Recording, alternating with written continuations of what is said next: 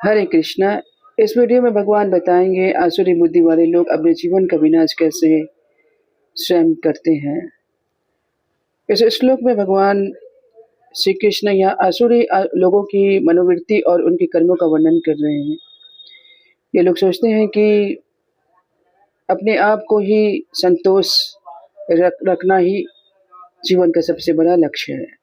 इसलिए उनके मन में हमेशा चिंता रहती है मृत्यु तक। वे लाखों इच्छाओं के जाल में फंसकर काम और क्रोध में लीन रहते हैं। अपने सुख के लिए अवैध रूप से धन इकट्ठा करते हैं।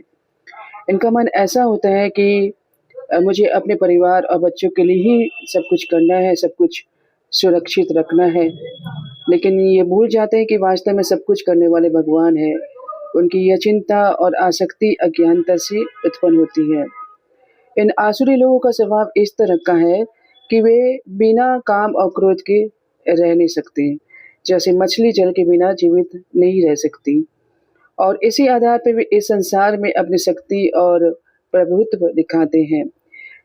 तो धन इकट्ठा करने के लिए वे अन्याय भी करेंगे, पीतल को सोना बनाकर बेच भी देंगे, दूसरों को धोखा देते हैं, और यह उनको लेकिन कोई असर नहीं करता। तो भगवान धाम जाने के लिए तो धन की आवश्यकता नहीं है, लेकिन नरक जाने के लिए धन चाहिए ही। इसलिए एक साधक को भगवान पर भरोसा रखना चाहिए, उनकी शक्ति पर आशा रखना चाहिए। और आसुरी स्वभाव वाले लोग इसी संसार में अपने मनोरथों में फंसे रहते हैं। इस श्लोक में भगवान ऐसे आसुरी लोगों के मनोरथ का वर्णन कर रहे हैं।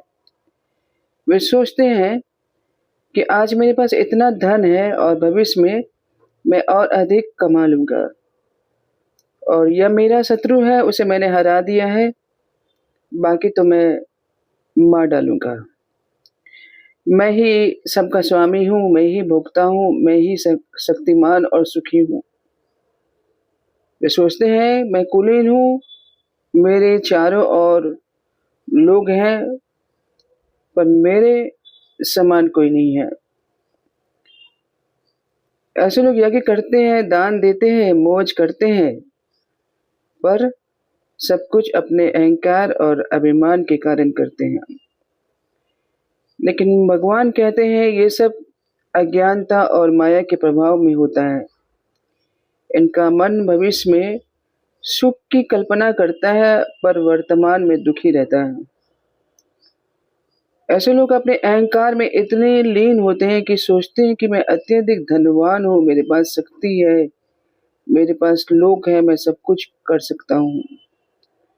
लेकिन सत्य तो यह है कि अहंकार में लिप्त व्यक्ति कभी सच्चे सुख का अनुभव नहीं कर सकता।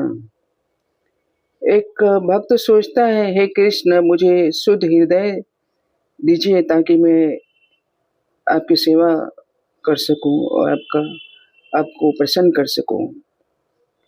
पर ऐसे ही एक आसुरी व्यक्ति का क्या भाव होता है, मैं भोगूंगा, मैं दान करूंगा, मैं यज्ञ करूंगा, मैं आनंद लूंगा। और परिणाम क्या होता है, उसका चित्त बिखरा हुआ रहता है और भविष्य मृत्यु तक उसे चिंता और दुख सताए रखती है।